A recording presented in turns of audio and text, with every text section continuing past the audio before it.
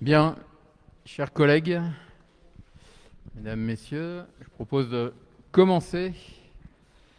Je vais d'abord faire l'appel. Frédéric Bessé est présent. Laurent Tarassi. Marielle Ernoux. Stéphane Hautecoeur, absent excusé, pouvoir à Marielle Ernoux, ici.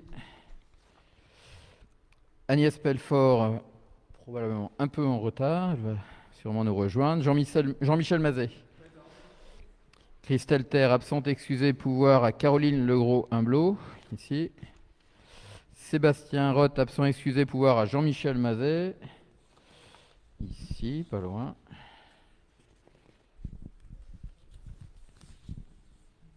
Voilà. Jean-Paul Recourt, Estelle Sueur, Éric Muller, Eva Salvador, absent excusé, pouvoir à Éric Muller.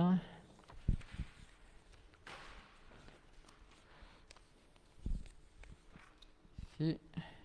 Philippe Coulon, présent. Marie-Annick Laroche. Sylvie Poyer, absente excusée, pouvoir à Frédéric Bessé. Ici. Valérie Véron. Fabiola Basselin. Sandrine Marsal. Elle va probablement nous rejoindre. Brigitte Dubois-Lombard arrive en retard. Renaud Pradinck est ici. Et Jérôme Jean, absent excusé, pouvoir à Laurent Tarassi, ici. Caroline Legros-Humblot, présente. Laurent Salier, je l'ai vu. Jamal Amejdoub, absent excusé, pouvoir à Estelle Sueur. Christine Delafosse, en retard. Michel Levert, absent excusé, pouvoir à Pascal Ribouillard. Et Pascal Ribouillard est présente. Merci. 4, 7, 9, 11, 15. Donc 15 présents. Comment ça, 16? 3, 7, 9, 11, 14, 15.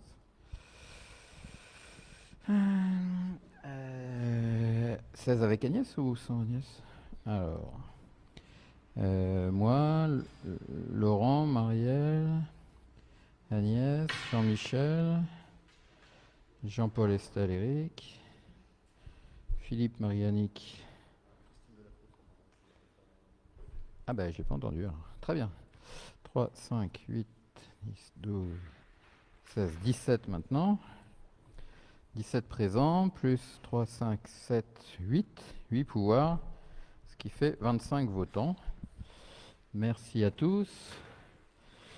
Donc il est de coutume que la dernière personne arrivée soit désignée secrétaire de séance. Merci Agnès. Je savais que cette méthode serait acceptée par tous. Tu pourrais l'amener. Amène-le. Merci. Et je vous rappelle l'ordre du jour. Il n'est pas là.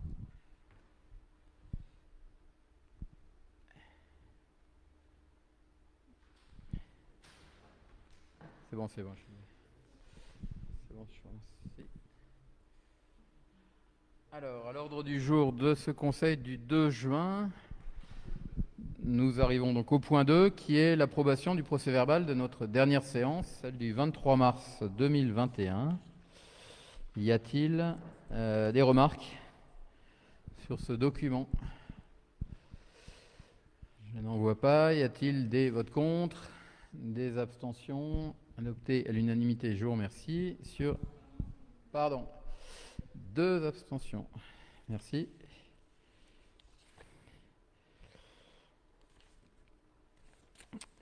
Sur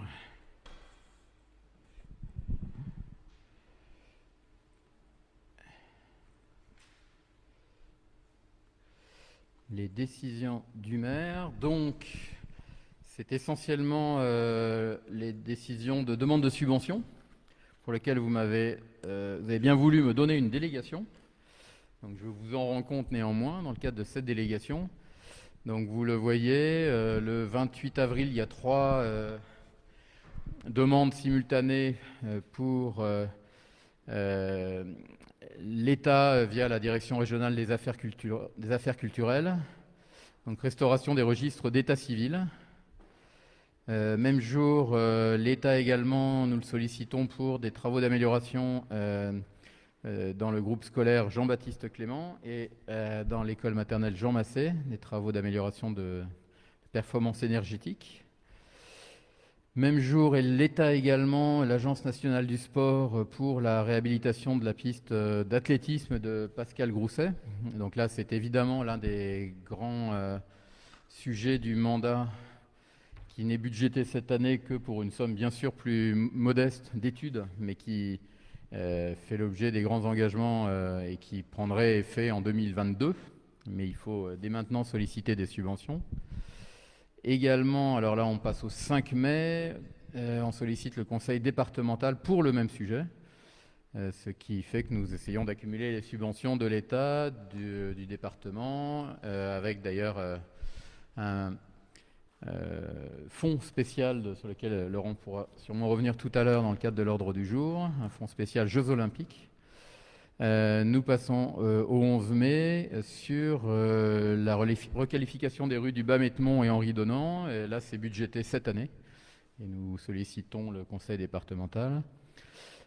De même, et ça, c'est plus une subvention, nous fixons le montant de la redevance qui est demandée chaque année à Enedis pour son occupation de notre domaine public, pour un montant qui reste modeste, comme vous le voyez. Voilà. Est-ce qu'il y a des questions sur ces points d'information et des points de compte-rendu que je vous devais? Je n'en vois pas. Alors on passe rapidement au point 4, puisque compte tenu de l'absence de Sébastien, je vous propose de repousser ce point au prochain conseil municipal, et je souhaite vraiment qu'il soit là pour expliquer, bien sûr, avec Madame Pelfort, adjointe à la culture, tout ce qui a été fait de manière très détaillée. Ça le mérite, et il vous projettera un grand nombre de photographies sur les travaux qui ont eu lieu récemment à l'Abbatiale, qui représentent vraiment un très grand chantier. J'ai commencé à prendre l'habitude de dire que c'est le plus grand chantier sur l'Abbatiale depuis la reconstruction de l'après-guerre. On passe donc au point 5 que je vous propose de faire à plusieurs, dans la mesure où je vais simplement vous rappeler que nous sommes presque, les masques le prouvent, en phase post-Covid, et que dans ce cadre-là, nous devons tous contribuer à relancer un certain nombre de dynamiques, et la dynamique commerciale en fait partie, tout comme la dynamique sportive, tout comme la dynamique culturelle. Et la dynamique commerciale va passer, pour reprendre, par bien sûr les efforts des acteurs, et bien sûr qu'ils les ont fait, ces efforts, mais aussi par un accompagnement de notre part, et ça va prendre chronologiquement d'abord la forme de la création de chèques cadeaux, sur lequel Laurent peut revenir si tu veux bien. Et je termine simplement en disant qu'au-delà des chèques cadeaux, il y aura aussi une vraie association des commerçants à l'étude qui a commencé sur la requalification de la place de la République.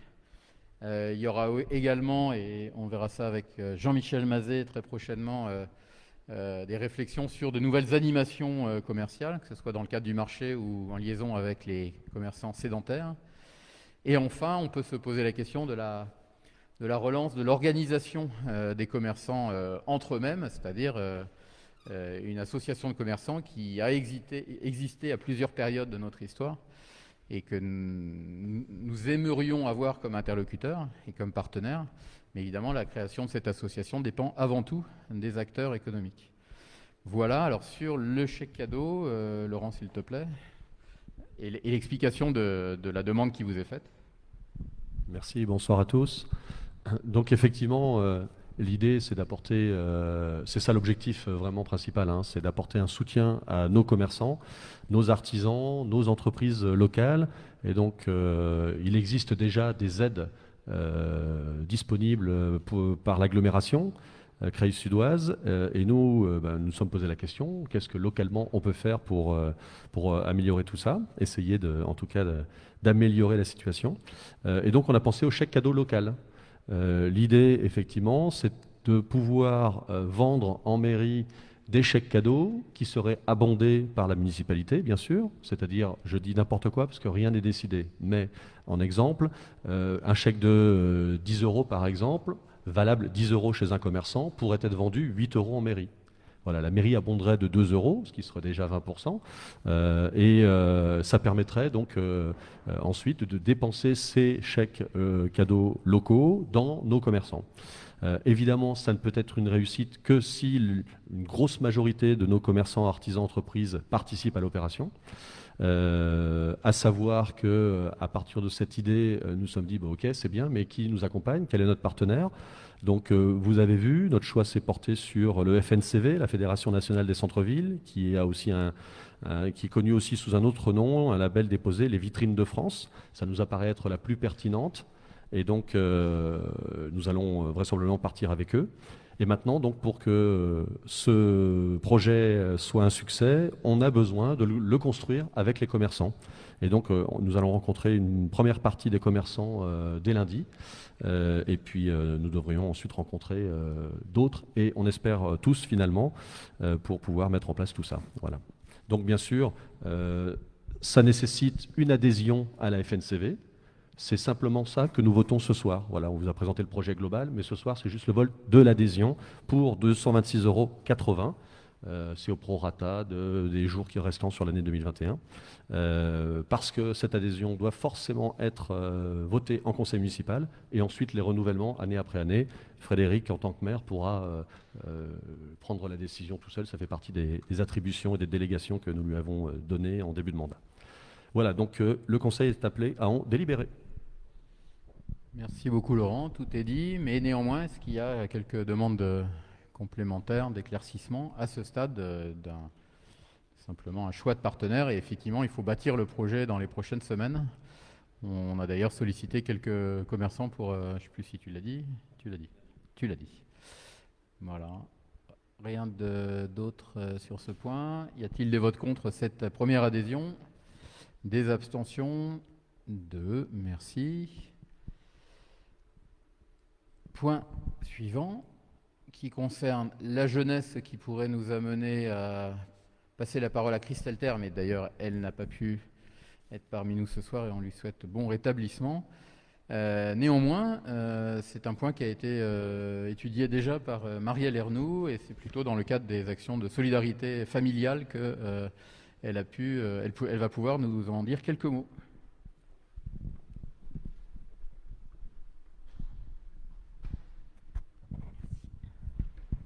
Bonsoir à tous. Oui, on a rencontré l'association Jade qui est à l'écoute pour les jeunes de 11-25 ans. Ils viennent sur l'ensemble des communes de Creil-sur-Doise et ils souhaitaient avoir un lieu spécifique pour les jeunes qui ont besoin d'un soutien. Et il y a déjà l'association qui est au collège, mais certains jeunes ne souhaitent pas être écoutés au sein du collège. Donc on a proposé une permanence au niveau de l'espace solidarité le jeudi. Ça sera des permanences entre 14h et 17h.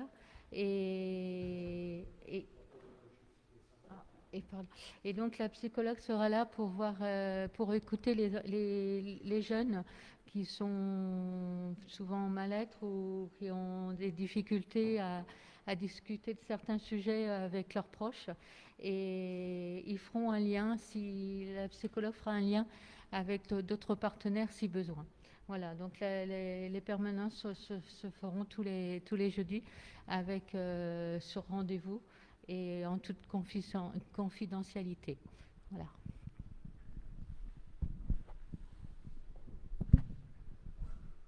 Merci, oui, nous devons d'être vigilants. Alors là aussi, c'est peut-être un impact Covid ou une évolution de la société sur la capacité des jeunes à être écoutés. Alors c'est jamais évident. Dans les familles, nous en avons tous peut-être fait l'expérience. Donc on pense qu'effectivement, ce complément indirect peut permettre certaines expressions. Voilà, y a-t-il des questions sur ce partenariat nouveau? Oui, Madame Sœur.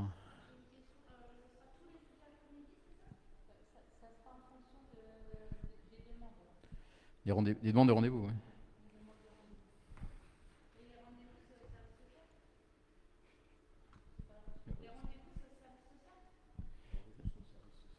Les demandes de rendez-vous.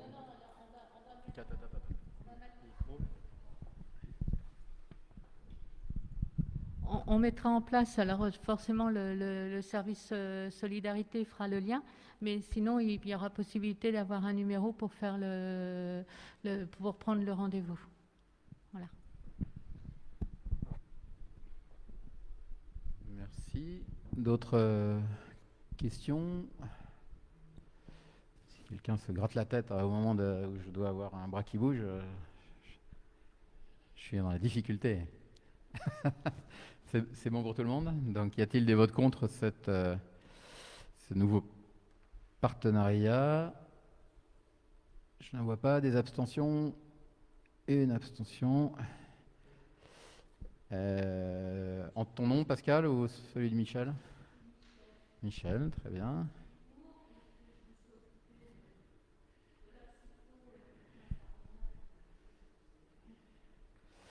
Bien sûr. Merci. Donc on passe au point 7 qui pouvait concerner Christelle, mais comme il s'agit de voter pour elle de toute façon, je ne lui aurais pas forcément passé la parole. En fait, il faut savoir que selon les textes, quand on les regarde précisément, et contrairement à ce que nous pouvions penser dans un passé récent, une municipalité détient deux voix dans un conseil d'école.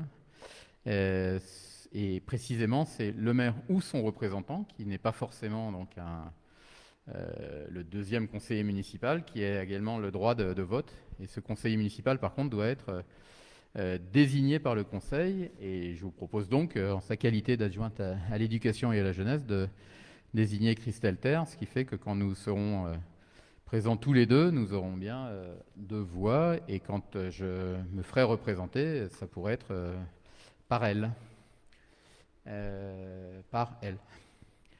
Donc, y a-t-il des précisions demandées sur ce point 7? Y a-t-il des votes contre? Des abstentions? 2, merci. Alors, on va venir maintenant à une série de points sur la gestion du personnel qui seront plutôt rapportés par Laurent, sauf exception. Laurent, s'il te plaît. Merci, donc rapporté par moi, mais complété, si tu le souhaites, à ta guise, hein, bien sûr. Donc le point 8, c'est un point d'information qui sera sans vote. C'est simplement pour partager avec le conseil municipal les avancées de deux grands comités qui sont importants dans une municipalité, le comité technique et le CHSCT.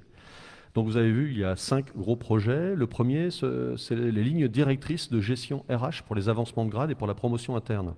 En fait, chaque début de mandat, et on va dire dans la première année, la collectivité se doit de rédiger un document qui fait d'abord un état des lieux de la collectivité et ensuite qui définit les critères permettant au personnel, qui définit, si vous voulez, les critères nécessaires pour sélectionner les dossiers pour les promotions internes qui seront ensuite envoyés au centre de gestion.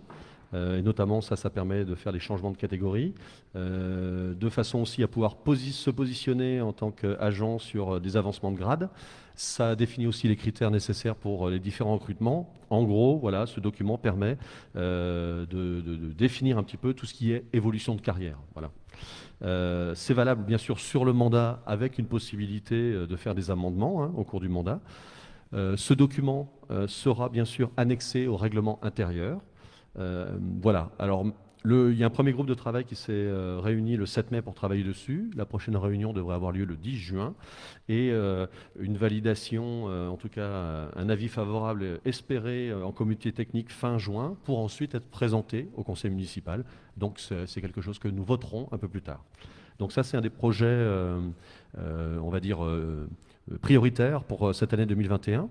Le deuxième concerne l'harmonisation, excusez-moi, du temps de travail. Alors pourquoi? Parce que il a été défini assez récemment que maintenant, sur un an, chaque agent devait travailler 1607 heures. Vous en aurez le décompte tout à l'heure. Là, vous avez peut-être vu dans la notice de synthèse comment on arrivait au calcul des 1607 heures. Donc, je ne reviens pas dessus. Et il faut savoir simplement que pour le moment, nos agents à Saint-Leu-d'Esserand ont des congés supplémentaires qui ont été acquis de longue date. Donc, c'est voilà, historique. Et le calcul fait qu'aujourd'hui, ils travaillent 1523 heures. Donc, il va falloir faire une jonction vers les 1607 heures. Et c'est toute cette harmonisation et ces jonctions qui sont travaillées. Ça doit être mis en place au plus tard pour le 1er janvier 2022. Donc, c'est vraiment aussi un des deux projets prioritaires. Le troisième concerne le CHSCT et donc la finalisation de l'analyse des risques psychosociaux. Donc, il y a eu une grosse année 2020 qui a démarré avec un expert du centre de gestion. Puis cet expert a quitté le centre de gestion. Nous avons souhaité continuer le travail commencé avec elle pour le mener jusqu'à son terme. Donc c'est devenu une entreprise privée et nous avons continué le travail avec elle. Ça avait vraiment été un travail de longue haleine, rencontre de tous les salariés, questionnement, rapport sur les risques psychosociaux dans la municipalité, recherche d'axes de progrès, de mise en place d'actions, etc. Donc tout ça, le travail est fait et maintenant il reste à le finaliser et à le présenter à tous les agents. Donc service par service et donc voilà, ça devrait être fait courant de 2021. Les deux autres sujets arrivent en termes de priorité un petit peu derrière, mais ce sont deux gros sujets aussi qui sont très importants. Donc le point 4, c'est le télétravail. Donc la collectivité qui n'avait absolument pas l'habitude de faire du télétravail a dû, par la force des choses avec le contexte sanitaire, s'y mettre. Ça a été une vraie demande de l'État, de façon à essayer d'endiguer et de limiter les risques de contamination. Donc à l'arrache, j'ai envie de dire, il a fallu mettre en place le télétravail avec de l'achat de matériel, etc., pour que chacun puisse faire son travail depuis la maison. Maintenant, il faut se projeter sur qu'est-ce qu'on fait du télétravail dans une situation normale. Et il y a évidemment tout un tas de choses à mettre en place, que ce soit des horaires de travail à définir, est-ce que c'est n'importe quand dans la journée, liberté de manœuvre pour l'agent de chez lui, ou est-ce qu'on se dit qu'il y a des périodes vraiment où impérativement de chez lui, il doit être joignable par le service parce qu'il y a des besoins de réunion et d'échange. Est-ce qu'on ne limite pas le nombre de jours de télétravail ou au contraire, on se dit qu'il peut y avoir des risques aussi sociaux, des risques d'éloignement de l'entreprise, de la collectivité. Donc voilà, tout ça, il y a tout un vrai gros sujet en fait sur comment mettre en place le télétravail de façon complètement bordée, cadrée. Et ça, voilà, c'est un des prochains sujets. Et puis ensuite, le dernier point, c'est une réflexion sur la révision de la grille d'entretien professionnel et la mise en place du complément indemnitaire annuel. Donc deux sujets qui finalement se rejoignent un petit peu. C'est-à-dire que pour le moment, annuellement, il y a bien un entretien professionnel qui se fait à l'aide d'une grille. Et cette grille, finalement, quand on la compare un peu à ce qui se pratique dans d'autres collectivités, elle est peut-être un peu complexe. Elle est peut-être pas adaptée pour tous les services. Donc il y a une recherche d'amélioration de cette grille actuellement utilisée à la collectivité et de façon à être plus efficace. Les fonctionnaires sont rémunérés maintenant avec ce qu'on appelle notamment le RIFSEP. C'est un régime indemnitaire qui se décompose en deux parties. Il y a l'IFSE, on va dire, on peut imaginer ça comme une part fixe, en fait, qui est directement associée à sa catégorie, à son grade, etc. Et si on n'en bouge pas, cette partie-là, IFSE, est fixe. Et il y a une autre partie qui est le CIA, qui correspondrait, on va dire, à une évaluation du service rendu aux citoyens.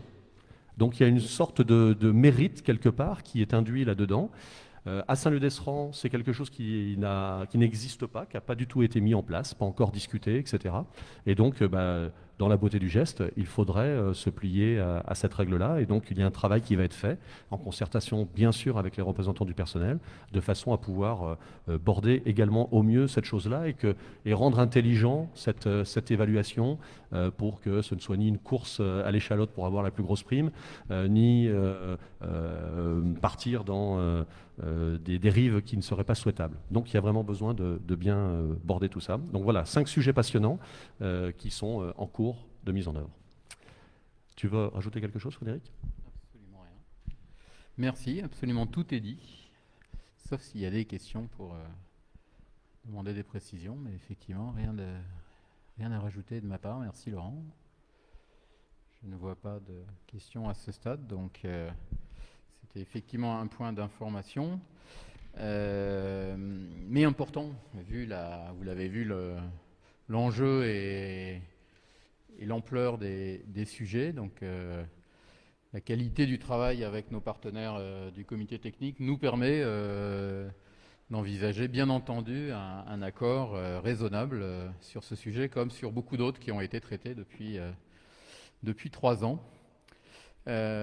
Donc rien d'autre, on peut passer au point suivant qui est appelé effectivement point sur les recrutements et réorganisations. Et pour cela, je propose à M. Farou, et c'est déjà fait, merci, de vous projeter le document derrière moi qui est en fait la toute dernière version de l'organigramme des services municipaux. Alors il faut bien s'entendre sur la notion d'organigramme. Là on parle bien d'organigramme fonctionnel, c'est-à-dire la mise en avant des services rendus et leur regroupement par pôle, puisque ce sont des pôles d'activité qui organisent la mise en œuvre des services que nous décidons, nous, conseil municipal, de rendre à la population. C'est un organigramme fonctionnel et c'est donc pour cela qu'il n'y a pas de nom. Par contre, bien sûr, il y a des noms dans chacun des pôles qui dépendent du directeur général des services. Il y a également en dessous, entre guillemets, des noms de responsables des services rendus qui eux-mêmes ont des équipes. Donc le premier commentaire que je voulais faire, parce que c'est finalement aussi une bonne occasion de faire un point d'étape après 3 ans de reconstitution ou de constitution de cette équipe. Le premier point, il peut sembler évident, mais il ne l'était pas, c'est qu'il n'y a qu'une seule tête. Le directeur général des services. L'organigramme de 2018 était un petit peu plus atypique. Donc il y a une seule tête dont dépendent les 11 personnes qui sont donc des responsables de pôle. Alors bien sûr avec une quantité d'effectifs variables, mais qui ont toutes et tous la même importance dans nos succès ou les succès de nos politiques. Là où je voulais effectivement vous dire en disant quelques mots sur certains de ces pôles que des choses évoluent, donc c'est que nous avons au pôle technique 2 recrutements en cours, de remplacements en cours, un pour la direction du pôle et un pour la responsabilité des bâtiments et voiries. Et puis il y a un service qui s'appelle environnement, qui est en fait l'ancien service espace vert et propreté. Mais la notion d'environnement, ce n'est pas simplement pour faire plus court, c'est parce qu'il y a en plus des espaces verts et de la propreté au sens classique et local du terme, une vraie vocation de ce service à réfléchir, à contribuer à la réflexion sur le développement durable, et aussi une vraie interaction entre ce service et les services à la population rendus par d'autres que nous, et notamment l'agglomération de Creil qui est chargée de la collecte des déchets. Donc c'est important de montrer que ce n'est pas que nos services locaux, ce qui est déjà bien. Sur l'urbanisme, pas de changement à ce stade. Pour la culture et l'événementiel, on a également renommé la brique, on va dire la case enseignement artistique. Ce n'est pas que l'école des arts, puisque finalement, notre enseignement, et je me tourne sous le contrôle de Agnès Belfort, notre enseignement est également hors les murs, et notamment via les intervenants musicaux qui sont présents depuis 2 ans dans les écoles.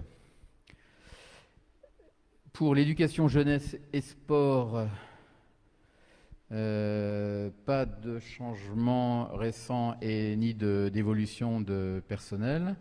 Pour la solidarité, là aussi, plutôt que de parler de CCS, qui est une structure juridique importante qui fait passer par laquelle passe la plus grande partie de nos actions de solidarité, il est quand même intéressant d'avoir une notion de pôle solidarité, puisque l'action sociale peut passer par le CCAS, comme je l'ai dit, mais pas que, notamment l'action sur le logement, aidé notamment, et pas tout à fait dans le CCAS.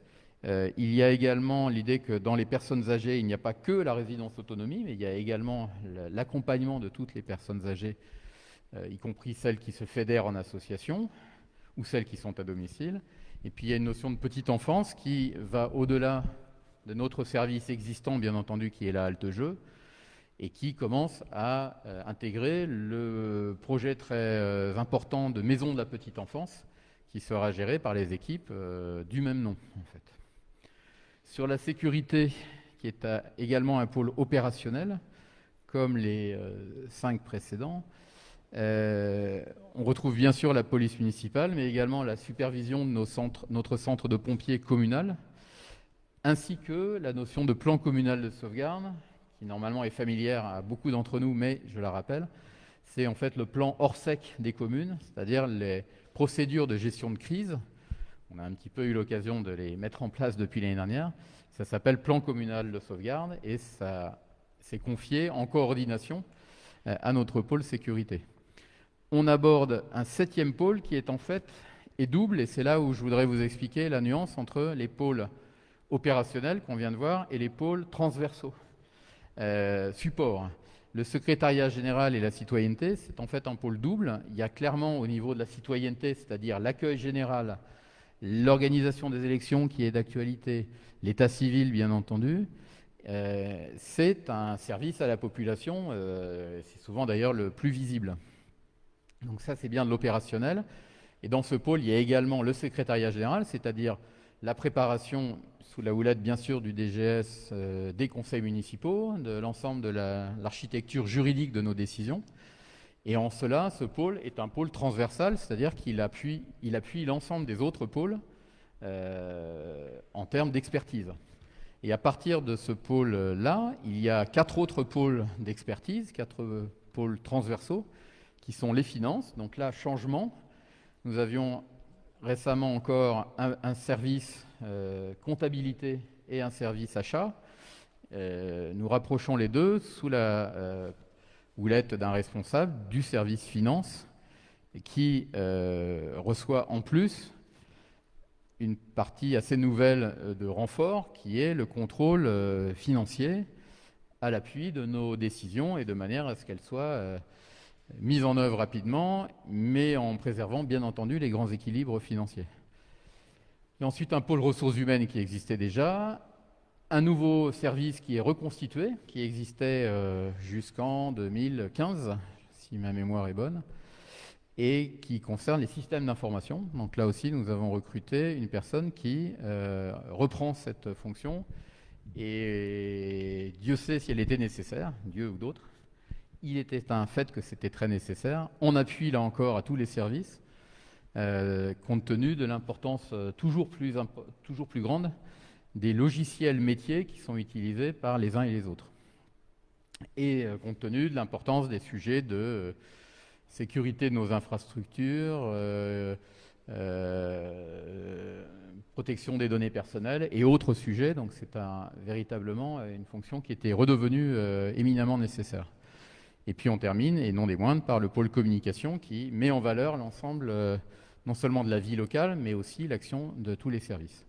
Donc voilà, à travers cet organigramme qui reflète nos politiques, et il ne peut pas y avoir d'écart entre nos priorités politiques et leur traduction administrative. Je suis heureux de vous dire qu'effectivement, on voit au bout de 3 ans qu'on a effectivement bien adapté notre organisation administrative à nos objectifs. Voilà pour moi. Est-ce qu'il y a des questions sur ce dernier point, qui là aussi est un point sans vote, mais qui me semblait important. Alors, si je n'en vois pas, je vais passer la parole à Marielle Ernoux sur le point 10, le temps de travail au sein de la résidence autonomie, en sachant qu'il y a plusieurs pages de documents et Elle pourra bien sûr s'en tenir à la synthèse et vous renvoyer à la lecture du reste. Marielle.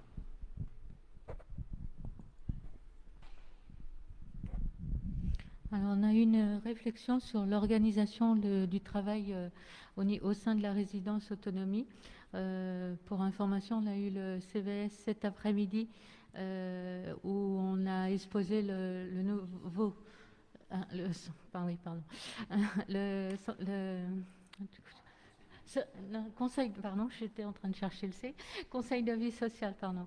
Cet après-midi où on a exposé les nouveaux plannings qui seraient mis en place assez rapidement et ça a été plutôt bien perçu.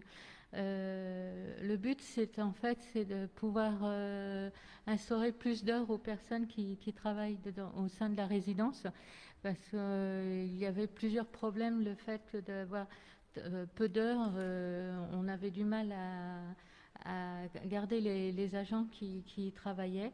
Donc là, on a revu un petit peu l'ensemble du travail, aussi bien au niveau des veilles de nuit, parce qu'on tient absolument à garder une présence humaine la nuit pour nos anciens, pour qu'en cas de problème, ils puissent être auprès du résident qui ne va pas bien et appeler les secours en cas de besoin.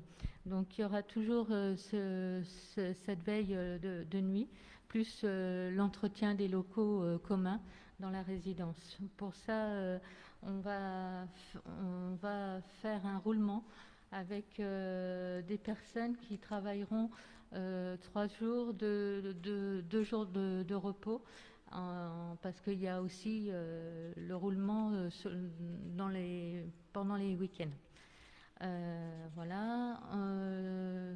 Ce nouveau mode de travail et ce nouveau système a été aussi vu auprès du comité technique. Je vois plus rien. Et qui a été favorable pour ça aussi. Après, ça permettra aussi aux agents d'avoir un salaire égal tous les mois et qui permettra pour eux aussi, les agents qui travaillent, d'avoir plus de facilité dans leur vie de tous les jours. Oui. Si tu veux, je donne quelques chiffres, Marielle. En fait, les 2 agents vont être embauchés donc à 60%, ce qui correspond à 21 heures hebdomadaires. Ça, c'est là-dessus, sur cette base-là, qu'elles vont être rémunérées. Comme l'a dit Marielle, en fait, il y a 2 plannings, un planning A, un planning B, qu'elles vont échanger régulièrement. Et en fait, en moyenne, elles feront effectivement 15 heures par semaine. Mais dans ces 15 heures, la veille de nuit n'est pas comptée. Donc en fait, le delta entre 21 heures payées et 15 heures réellement réalisées en termes d'entretien, etc., les deltas, là, le 6 heures, correspond, si vous voulez, en termes de paye, à une sorte d'indemnisation pour la veille qui sera faite. D'accord ? Sachant qu'il y a un retour qui a été fait sur les 18 derniers mois, il y a un nombre marginal d'interventions de nuit. Ça n'arrive quasiment jamais. C'est pour ça que finalement, elles sont, on va dire, très peu rémunérées sur cette partie veille, sachant qu'un lit sera mis à leur disposition, etc. Et de toute façon, s'il y avait une intervention à faire, elles seraient rémunérées en heures complémentaires majorées. Voilà. C'est tout ce que je voulais rajouter. Et puis, tout est expliqué dans la note de synthèse, si vous voulez avoir un peu plus de détails. Merci. Je pense que c'est effectivement plus clair. Et que vous le voyez, la note de synthèse est à la fois une confirmation que la proposition est de recruter 2 agents d'entretien et de veille de nuit. Et cette délibération, c'est aussi l'explication de leur mode de rémunération, ça vient d'être rappelé par Laurent, et la détermination de leur cycle de travail. Et il fallait effectivement réélargir ce texte de cette manière pour bien cadrer l'ensemble de leur intervention.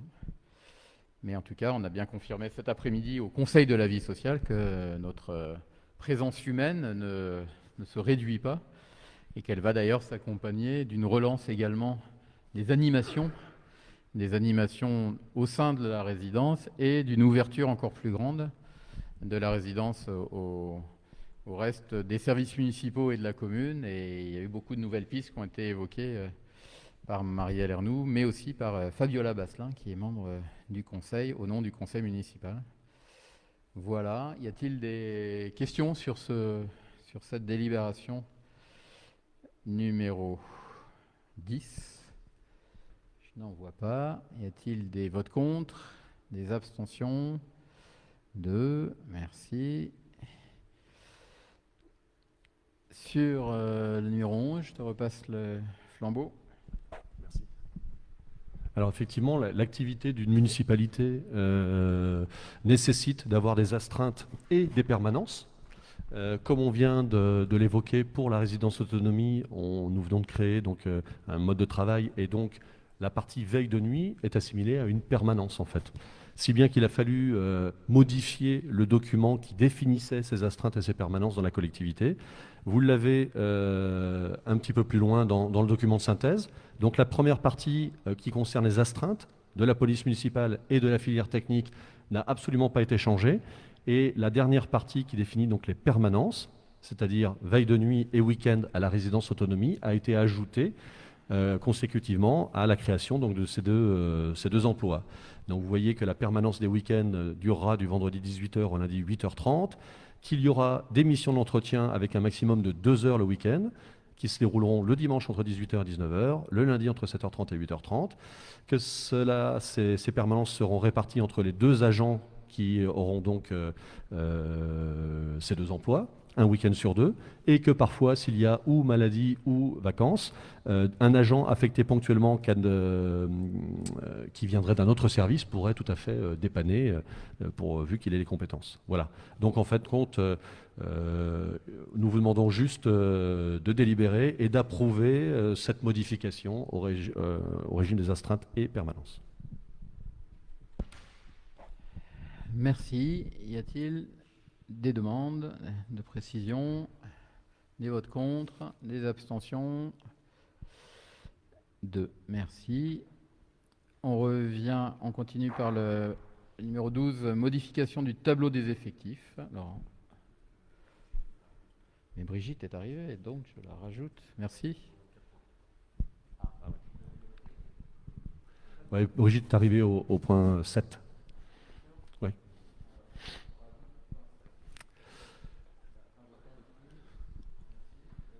Donc, modification du tableau des effectifs. Il y a plusieurs thèmes qui sont dans cette modification du tableau. La première chose, nous avons fait, lors du dernier conseil municipal, le 17 décembre 2020, donc c'est peut-être pas d'ailleurs le dernier, mais en tout cas le 17 décembre 2020, nous avions créé 2 postes pour pouvoir recruter le futur responsable informatique. Un poste d'ingénieur, un poste de technicien. Étant donné que le recrutement a eu lieu sur un niveau ingénieur, et nous avions fait ça à l'époque pour ne pas se limiter dans le choix des candidats. Voilà. Et finalement, donc c'est bien quelqu'un qui arrivera au poste d'ingénieur. Donc maintenant, nous allons supprimer le poste de technicien qui avait été créé. Voilà. D'autre part, nous venons donc de parler de personnes qui vont faire l'entretien et la veille de nuit à la résidence autonomie. Donc il faut bien créer ces 2 postes. Vous les voyez dans la partie création, ce sont les 2 postes d'adjoint technique à 60% dans le service social. D'accord. Le poste de technicien que nous supprimons, c'est donc dans la case du dessous, et ça correspond donc à la partie recrutement informatique. Et d'autre part, Frédéric vous l'a expliqué tout à l'heure, dans la réorganisation des services, au pôle finance est rattaché maintenant le service achat. Donc il y aura bien 3 personnes demain dans ce pôle finance, et il s'agit maintenant de faire un recrutement pour la partie achat, de la même manière à ne pas se limiter. On est quasiment sûr que ce sera quelqu'un qui sera adjoint administratif, mais il pourrait être tout à fait ou débutant, ou première classe, ou deuxième classe. Et donc, de façon à ne pas se limiter, nous créons ces 3 postes-là. Et dès que nous recruterons la personne en question sur l'un de ces 3 postes, nous supprimerons les 2 autres au prochain conseil municipal. Voilà. C'est une petite stratégie pour ne pas se limiter dans le choix des candidats. Donc, voilà l'explication. Et le conseil, bien sûr, est appelé à en délibérer.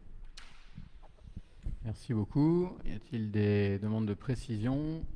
Des votes contre, des abstentions. 2, merci. On continue avec Laurent sur le point 14, 13, le recrutement d'un emploi aidé. Donc effectivement, le point 13, c'est la création d'un poste d'adjoint technique dans le cadre du dispositif Parcours Emploi Compétences. En fait, c'est donc quelqu'un qui a déjà été recruté. Mais il y a la possibilité d'avoir une délibération rétroactive et de régulariser la situation d'un agent et donc de créer, de budgétiser son emploi a posteriori. Donc ça, c'est quelque chose qui est permis. Cette possibilité a été évoquée bien sûr en comité technique et nous avons eu l'avis favorable du comité. Donc l'idée bien sûr, c'est de permettre d'avoir un contrat dans le cadre de ce parcours emploi compétences qui nous apporte, nous, des facilités et qui s'adresse donc du coup à des personnes bien spécifiques. Donc la facilité en question, c'est que le contrat aidé aura une prise en charge à hauteur de 65% concernant le salaire de cet agent. En revanche, ce parcours emploi compétences s'adresse vraiment à des gens qui sont sans emploi, qui rencontrent des difficultés sociales et professionnelles. Donc on entend par là chômeurs de longue durée, soutien à l'insertion professionnelle dans le cadre de la politique de la ville. Ce sera donc pour la durée de 9 mois initialement. Ces 9 mois peuvent être renouvelés dans la limite de 24 mois à condition de renouveler la signature de la convention avec Pôle emploi. Voilà, sachant que bien sûr, pour pouvoir transformer ce contrat en parcours emploi compétences, il faut dès maintenant signer une convention avec Pôle emploi. Voilà. Donc vous avez aussi le détail du nombre, de la durée du travail, 35 heures par semaine, la rémunération qui est sur la base de l'indice majoré 348, enfin bon, vous avez le détail. Et donc nous vous demandons de délibérer sur cette transformation de contrat. Merci. Alors, ce n'est pas une grande rétroactivité, puisque l'emploi a été créé le 10 mai dernier. Néanmoins, c'est bien de régulariser pour bénéficier de l'aide de l'État. Y a-t-il des questions? Des votes contre? Des abstentions? Je vous remercie. Alors, on passe au point 14 pour le coup, qui est la fin du tunnel pour Laurent. Alors en fait là c'est vraiment simplement une régularisation administrative demandée par la trésorerie. C'est-à-dire qu'il faut faire un document spécifique qui traite des heures supplémentaires. Ce qu'on appelle les IHTS, ce sont les heures supplémentaires. Historiquement, donc c'était dans un document complet avec le régime indemnitaire, etc. Et donc il faut faire un document à part et en plus qui spécifie vraiment quels sont les emplois concernés dans la collectivité et qui peuvent bénéficier de ces heures supplémentaires. Donc voilà, c'est vraiment, il n'y a rien de neuf. C'est juste ressortir du document initial un peu plus touffu la partie heures supplémentaires, c'est tout. Merci. Des questions? Des votes contre? Des abstentions? Alors, je passe au point 15. Là encore, l'aide, bien sûr, de Christelle Terre m'aurait été utile, mais je vais faire faute de mieux en vous rappelant que nous nous efforçons de rendre ces documents d'intervention dans nos différents services à la population annuels, de manière à bien se remettre en mémoire tous les ans ce que nous faisons et ce que nous pouvons faire évoluer. Ça a été le cas l'année dernière au niveau de la culture, ou il y a 2 ans maintenant, au niveau de l'école des arts. Ça a été le cas l'année dernière au niveau des interventions dans les écoles. Et nous y reviendrons d'ailleurs au prochain conseil municipal de début juillet, puisque nous avons beaucoup de mises à jour à faire sur ce sujet scolaire, et nous y reviendrons. Néanmoins, aujourd'hui ou ce soir, c'est les services à l'enfance, c'est-à-dire bien entendu périscolaire, pause méridienne et centre de loisirs. Donc ce règlement intérieur existait déjà. Ce qui vous est proposé pour cette année, et vous le voyez sur la délibération, c'est de modifier très légèrement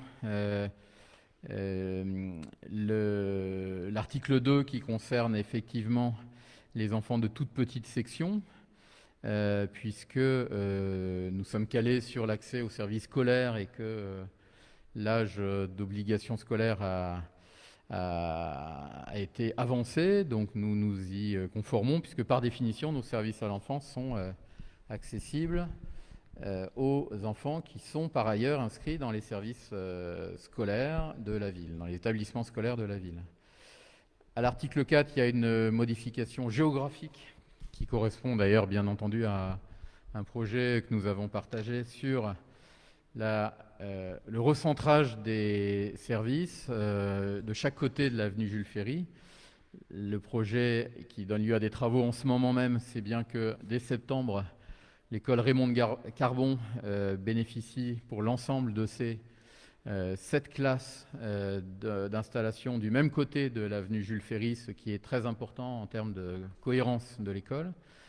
Et le bâtiment Jules Ferry, du même nom, basculera vers des services à l'enfance municipaux dès septembre 2021 également, de manière à ce que également notre accueil soit encore plus cohérent, alors qu'il était actuellement dans certaines salles de l'école. Donc ça, c'est l'article 4. L'article 6, c'est les modalités d'inscription. Donc ce sont des changements vraiment de pure forme. L'article 8, c'est l'ajout d'un tableau de date butoir. Ce sont les règles habituelles, mais elles n'étaient pas forcément complètement explicites, donc là, ça a été rajouté. L'article 9, c'est le paiement en ligne, qui existait aussi, mais qu'il était bon de réintégrer dans ce règlement unique.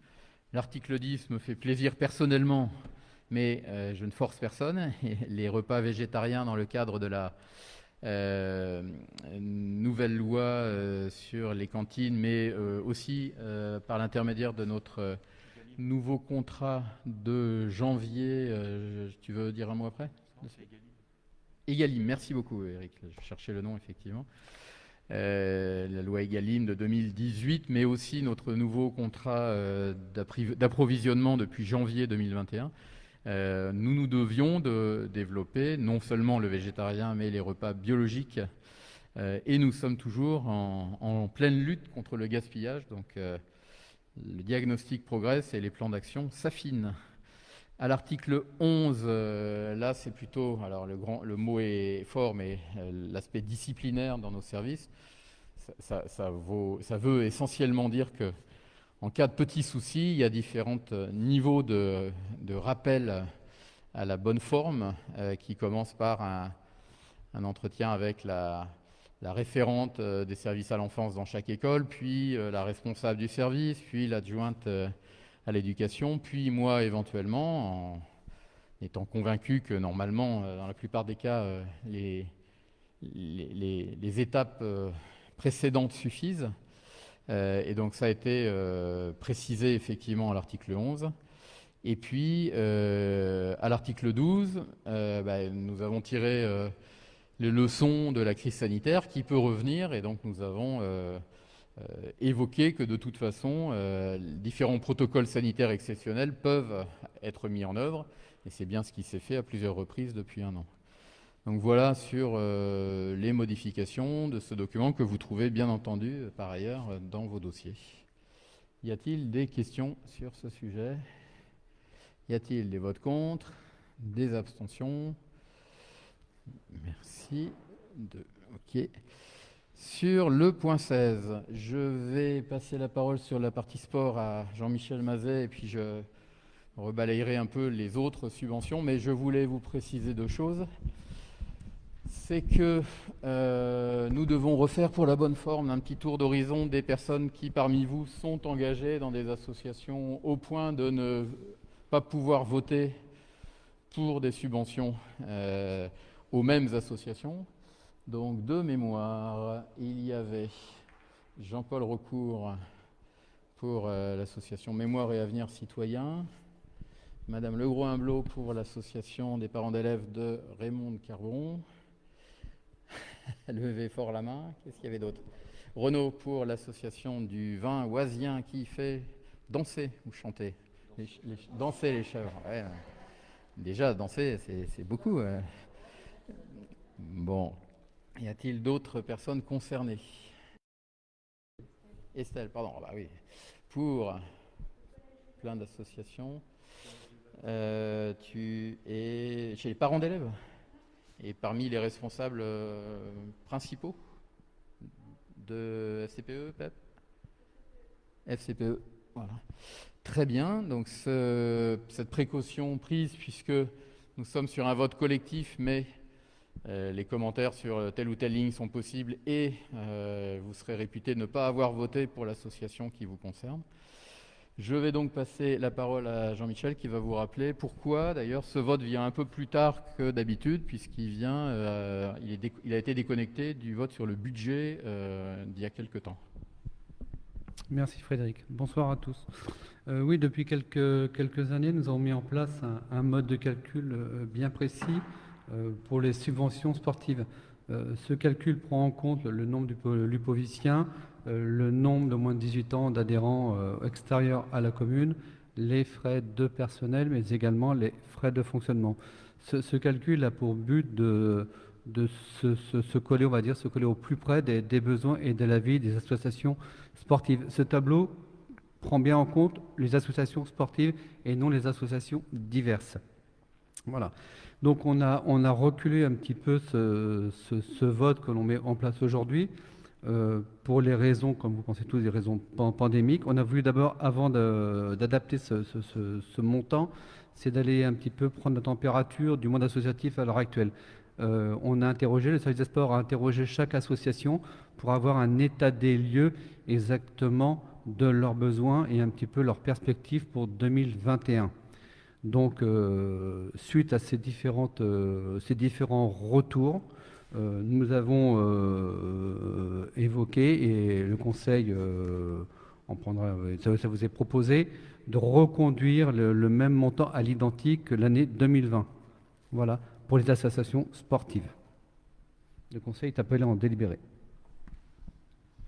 Donc ça, c'est effectivement le contexte sportif auquel je pourrais rajouter qu'effectivement, nous sommes très vigilants à l'idée que la reconstruction de la dynamique sportive locale après le Covid peut passer, dans certains cas de clubs, par une certaine fragilité que nous espérons temporaire. Et en fait, on peut partager 4 facteurs de fragilité sur lesquels nous avons travaillé et que nous avons partagé aussi récemment à l'Assemblée générale de l'Office municipal des sports. En fait, qu'est-ce qui peut rendre les clubs fragiles? C'est à l'évidence le non-retour possible des adhérents, puisqu'il y a eu clairement une baisse des adhésions, ce qui nous pousse d'ailleurs à déroger au système habituel. Et la question, c'est vont-ils revenir? Et selon les clubs, la réponse est plus ou moins hypothétique. Le deuxième facteur de fragilité, c'est y a-t-il eu des équilibres financiers liés au fait qu'il peut y avoir des salariés et qui ont pu d'ailleurs être, qu'il a fallu peut-être continuer à rémunérer sans forcément avoir les contreparties financières dans certains cas. Le troisième facteur, c'est est-ce que finalement cette grande lassitude des uns et des autres qu'on a tous connue peut se traduire dans certaines associations par des difficultés de passage de relais, hein, puisque dans ce qu'on appelle la gouvernance d'une association, il est naturel qu'il y ait des transferts de responsabilités, mais peut-être que là, c'est plus difficile d'avoir des renouvellements. Et puis le quatrième point, mais qui est complémentaire des autres, c'est que il y a eu dans les très grandes difficultés à savoir exactement quelles étaient les réglementations qui s'appliquaient à telle et telle discipline. Il y a eu des clubs qui ont pu quand même redémarrer des séances de réathlétisation, comme on dit, je crois, et puis d'autres qui n'ont pas du tout recommencé depuis des mois et des mois, ce qui renforce toutes les difficultés précédentes. Donc voilà, nous sommes très vigilants à ça, et c'est pour ça qu'effectivement, il fallait faire cette consultation des associations pour leur demander vraiment leur situation financière, mais aussi ça nous a permis de rééchanger avec elles sur leur situation plus globale en fait. Donc ça c'est pour le sport. Maintenant si je balaye le document que vous avez dans votre dossier, mais je vais vous le synthétiser, nous avons d'abord plusieurs catégories, comme vous le voyez, les associations culturelles, solidaires, de sécurité, scolaire et de développement durable ou de devoir de mémoire. Voilà les différentes catégories. En plus, dans le vote de ce soir, il y a effectivement eu un très large paquet puisqu'il y a l'association, l'amicale du personnel, mais qui est quand même une association effectivement à part. Donc voilà les différentes catégories. Alors sur je dirais, les différentes catégories, on va dire, pour simplifier, mais je peux y revenir en cas de question, on va dire que pour les associations culturelles, il y a une certaine stabilité, sauf un cas particulier où il ne nous semble plus possible de subventionner une association, et j'y reviendrai si nécessaire. Il y a une association qui a demandé un peu moins, et une association nouvellement subventionnée, qui n'avait pas fait de subvention l'année dernière et qui revient à un niveau un peu plus grand qu'il y a 2 ans, compte tenu de l'arrivée à pleine maturité de son activité. C'est l'association sur le vin. Voilà pour la culture. Je reste discret, mais peut encore une fois être un peu plus explicite. Sur les associations solidaires, on est dans une assez grande stabilité, sauf une association sur laquelle nous n'abandonnons pas encore l'idée qu'elle redémarre d'une manière dynamique comme avant. C'est l'association de regroupement des personnes âgées qui ne nous a pas fait de demande cette année parce qu'elle est dans l'expectative, mais on en a parlé encore tout à l'heure avec Marielle Ernoux et le dirigeant de l'association. Nous avons bon espoir qu'il y ait là encore une possibilité de transmission de flambeau.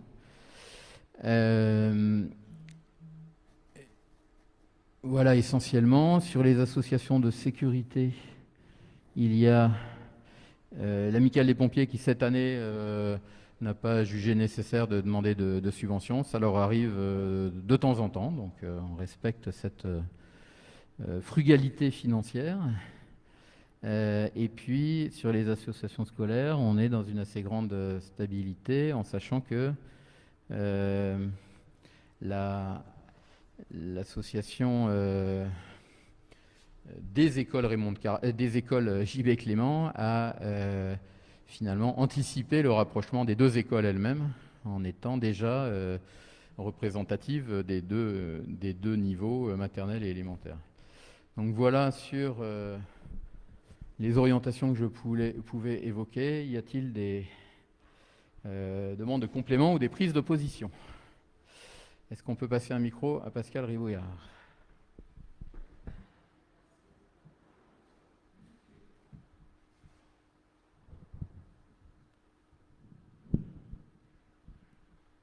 Oui, alors moi je m'étonnais un petit peu parfois de voir des 0 euros.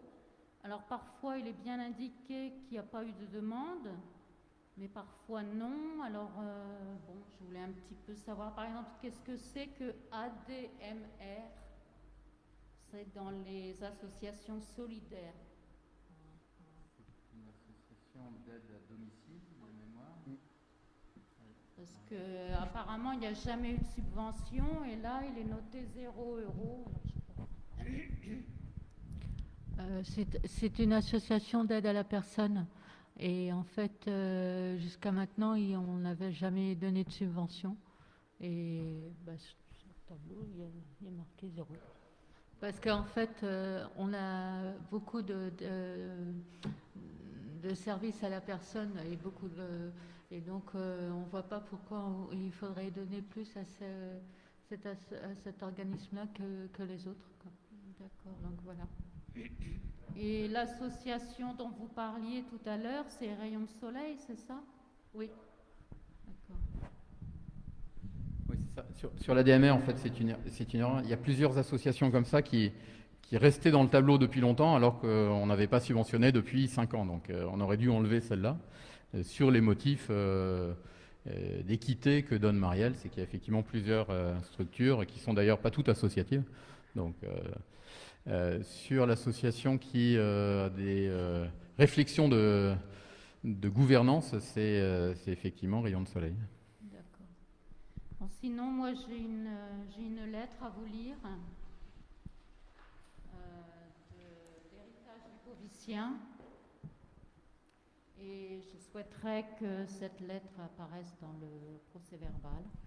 Alors, d'abord, je te propose de te rasseoir parce que tu mérites quand même d'être assise comme tous les membres du conseil municipal quand tu interviens. Donc, ramène le micro, s'il te plaît, à ta chaise quand même. C'est tout à fait autorisé. Et est-ce qu'on peut l'aider, effectivement, s'il vous plaît? Oui, c'est pas...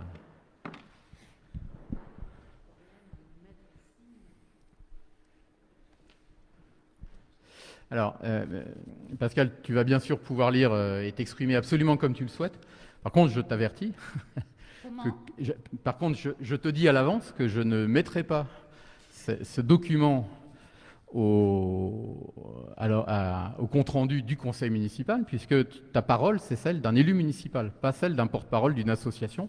Et d'ailleurs, je me permets de te rappeler que je te l'ai déjà dit, puisque je pense que tu ne dois pas être loin des 100% de tes présences qui passent par une intervention au nom d'Héritage Lupovicien. Donc, je te propose de nous donner ton avis.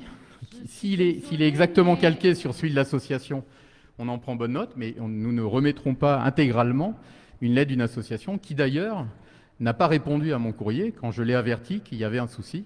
Donc, c'est évidemment pas parce qu'elle ne répond pas directement au maire qu'elle va... utiliser, je pourrais dire, un conseil municipal comme porte-parole. Donc je te propose de nous donner ton avis surtout sur le fait qu'effectivement, la proposition qui vous est faite, c'est, compte tenu du refus absolu de l'association de travailler avec la mairie, c'est effectivement de ne pas subventionner cette association cette année.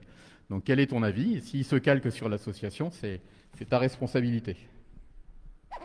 Je suis porte-parole de chaque citoyen lupovicien qui souhaiterait que je le représente dans ce conseil municipal. Personnellement, je suis simple adhérente de cette association, c'est tout. Là, il m'a été demandé de vous faire une lettre, de vous lire une lettre que je vais vous lire donc à l'ensemble des membres du conseil municipal au sujet de cette demande de subvention 2021.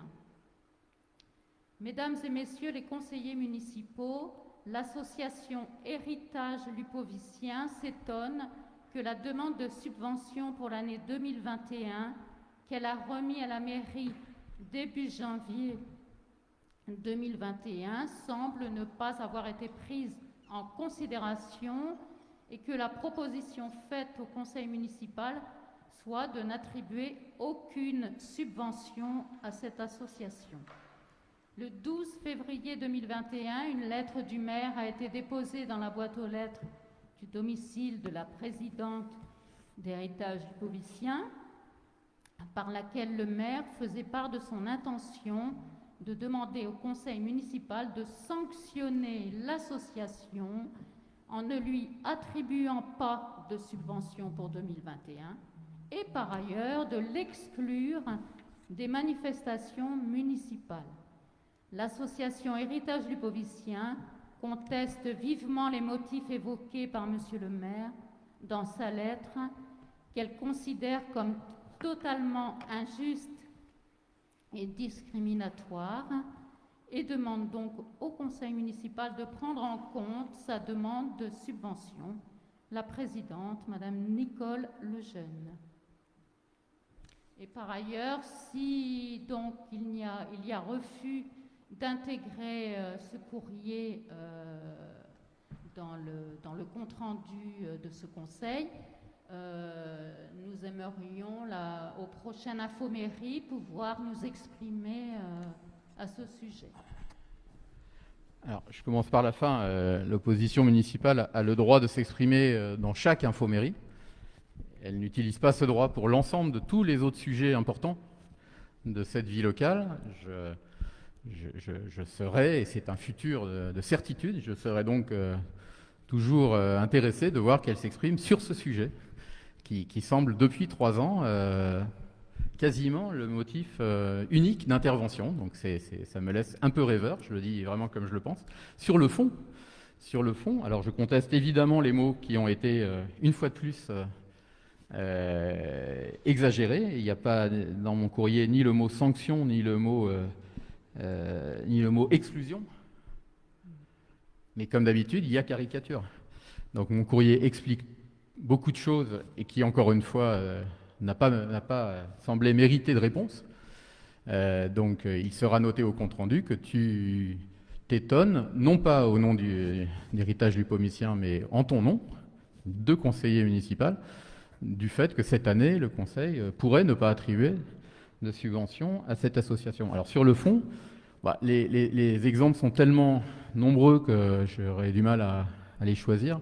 Depuis 3 ans, on est à l'évidence dans une situation complètement dérogatoire de la vie associative habituelle, c'est-à-dire qu'on est sur une association qui a développé et démontré une hostilité absolue vis-à-vis de la municipalité depuis 2018, et on est évidemment dans toute autre chose que ce qui se fait pour les 40 autres associations. Je demande à quelqu'un de regarder le nombre de lignes avec qui on peut discuter, avec lesquelles on n'est pas toujours d'accord, mais avec lesquelles il est évident que la volonté des dirigeants de ces associations n'est pas de considérer la ville de Saint-Leu comme l'ennemi. Et il se trouve que cette attitude de refus de tout partenariat, alors dans le désordre, s'est traduite par des journées du patrimoine où il n'était pas possible d'obtenir que l'association s'intègre correctement dans tout ce qui était envisagé. Ça s'est traduit également par de très grandes difficultés quand il s'agit de faire évoluer l'association vers une salle municipale partagée avec des placards adaptés. Très grande difficulté pour arriver à obtenir ce déménagement. Ça s'est traduit par de longs débats sur la nécessité peut-être de mettre à plat différentes incompréhensions, et souvent quand on met à plat, on essaye d'écrire. Ça s'appelle une convention. On vient d'en signer d'ailleurs une avec l'association du vin qui fait danser les chèvres, et donc il n'y a pas de difficulté de temps en temps avec certains partenaires à formaliser des choses. Là, ça a été tellement compliqué qu'au bout de la 3e version faite par la ville, l'association nous a dit d'arrêter. Autre exemple, et non des moindres, et je n'irai pas très loin sur ce domaine, mais on va dire dans les documents de l'association qui ne citent même pas la mairie en tant que telle, et qui n'ont pas demandé à la mairie l'autorisation de reproduire des documents, on va dire beaucoup d'emprunts, sûrement involontaires, sur un grand nombre des publications de l'association. Emprunts également involontaires probablement, de la Fédération des sites clunisiens à laquelle la mairie est adhérente, et bien la mairie. Bref, c'est vraiment, et encore une fois, on ne va pas y passer la soirée, mais c'est une grande déception sur l'impossibilité d'arriver à la moindre coopération de bon ton. Je note également très récemment que la fin du partenariat avec la mairie, et donc la situation que j'ai écrite, qui est bien de dire nous ne pouvons plus vous considérer comme partenaire des événements municipaux autour du patrimoine. Cette décision a été finalement suivie pour ce qui la concerne, pour la paroisse de Saint-Leu, du même genre de courrier qui a dit que la paroisse va reprendre elle-même la responsabilité des visites de l'église. Donc, à mon avis, ça doit vouloir dire quelque chose quand même sur ce repli qui n'a pas été accepté par les 2 partenaires principaux de l'association.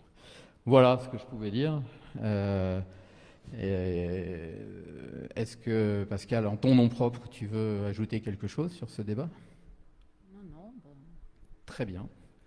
Alors, s'il en est ainsi, si on peut passer au vote dans les limites juridiques que nous avons évoquées, y a-t-il des votes contre ce dispositif de subvention? Pas de vote contre? Alors, y a-t-il des abstentions? Très bien. Et donc, le reste de l'Assemblée est réputé avoir voté pour, et je vous en remercie. Ah, il me semblait quand même. Ça aurait été surprenant. Donc, 2 votes contre? Merci. Je reviens donc sur l'ordre du jour. On était au point 16. Et il est assez naturel que nous passions au point 17, qui est une autre forme de subvention à recevoir. Enfin, plutôt côté recettes, Laurent, s'il te plaît.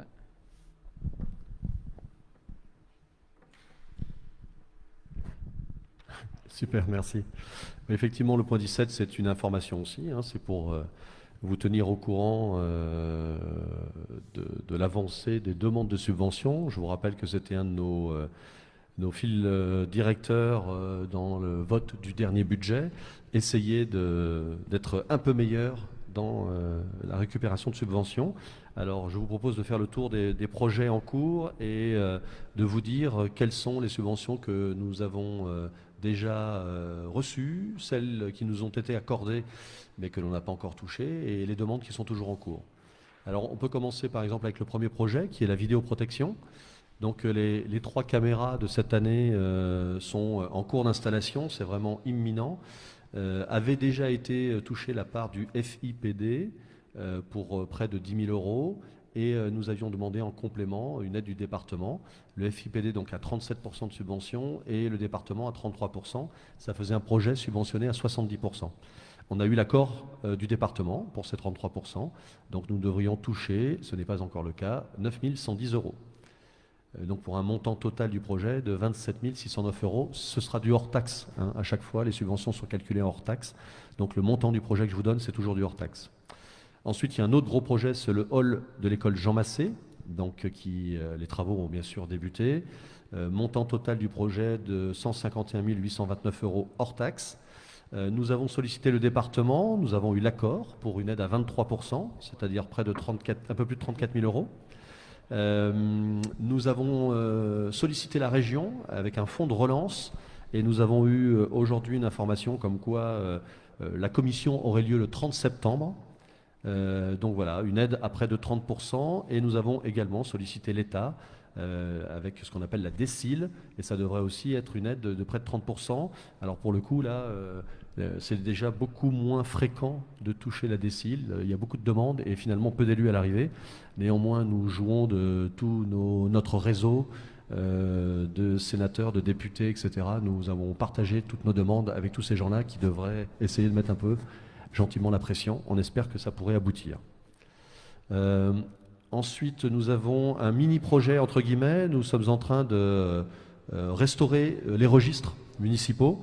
C'était important parce que nous avions accumulé et pas forcément bien rangé tout un tas de documents papier au-dessus de la mairie. Il y en avait même d'ailleurs quelques tonnes.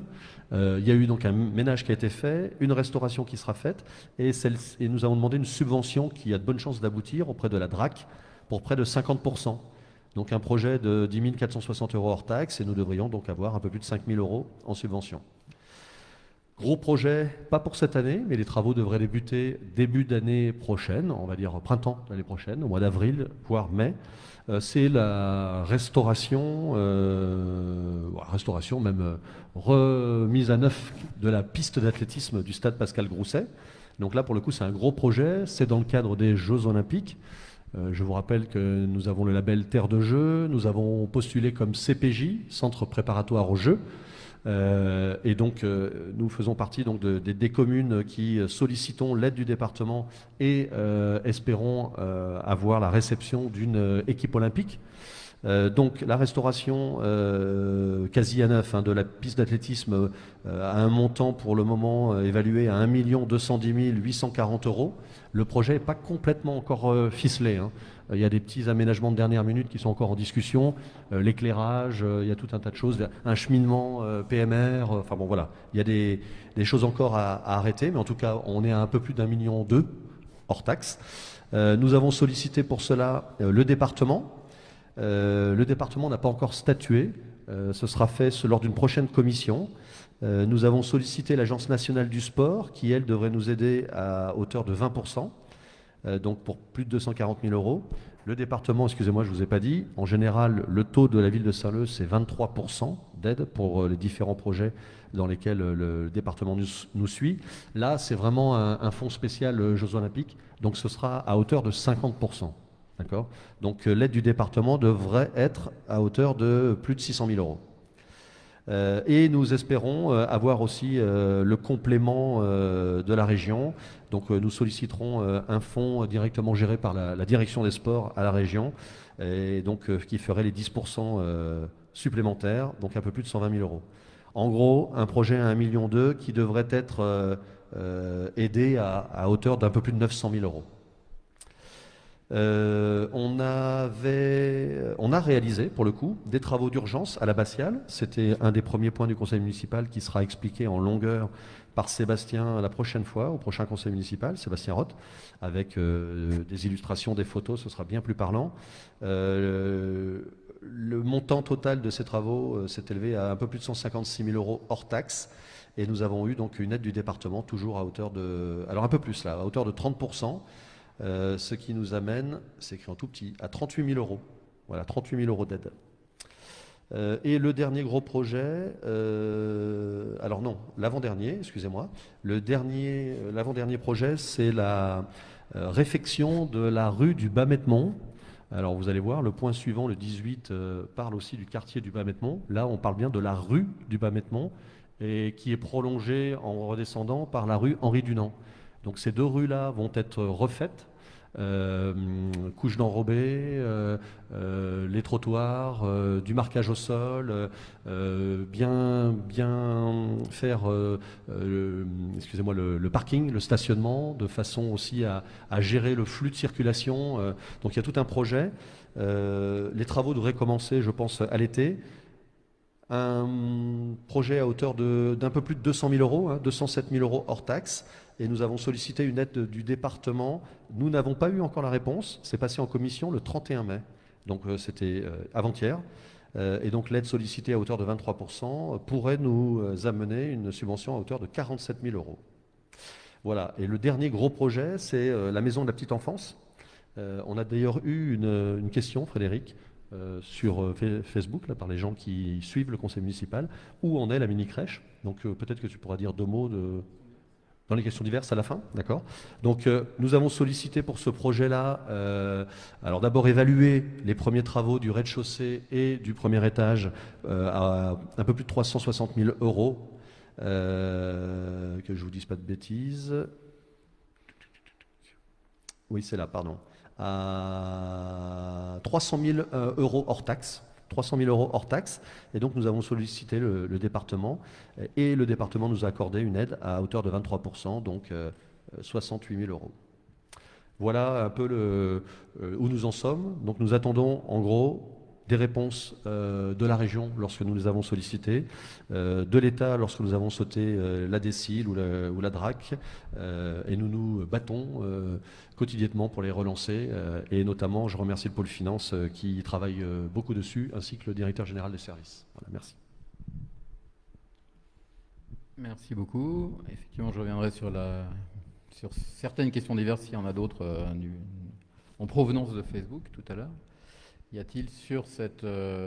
Alors le point effectivement de fond, c'est que nous avons souhaité faire ce bilan à date parce que il montre déjà qu'un gros effort a été fait, tu viens de le dire en remerciement, et c'est vraiment une orientation qui peut sembler évidente, mais qui nécessite à nouveau un surcroît de travail.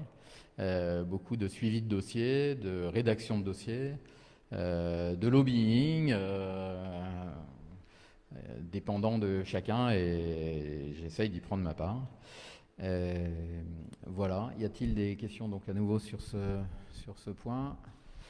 Il n'y a donc pas de vote.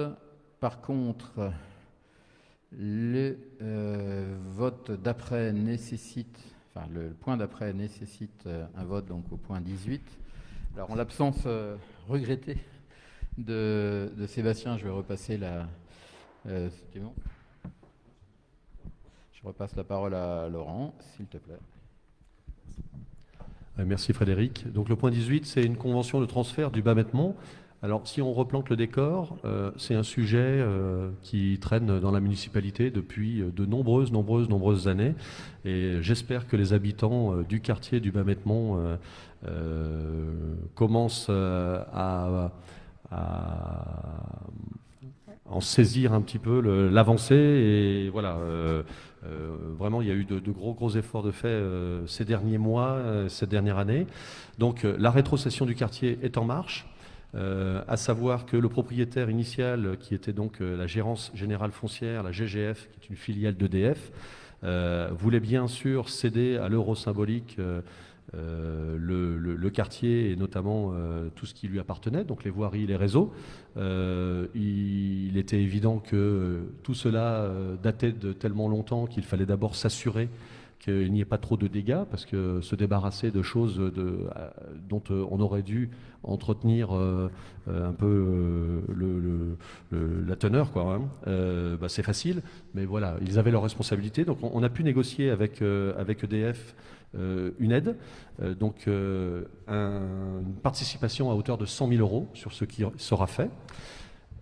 Ensuite, nous avons fait intervenir il y a quelque temps un bureau d'études qui nous a proposé trois scénarios de réaménagement des rues et des réseaux. Nous avons plutôt opté pour le scénario 3 parce que parmi les autres scénarios, il y en avait qui étaient très onéreux. Donc un scénario 3 qui se monte à hauteur de 622 574 euros.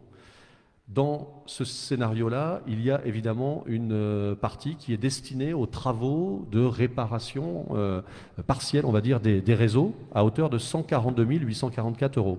Alors quand je dis partiel, en fait, il y a eu vraiment une étude très poussée de ces réseaux, et il a été fait par le bureau d'études un constat que les réseaux d'eau potable ne présentent apparemment pas de dégradation particulière en surface, que le réseau d'assainissement unitaire est en bon état général, avec une inspection visuelle, télévisuelle, qui a été réalisée.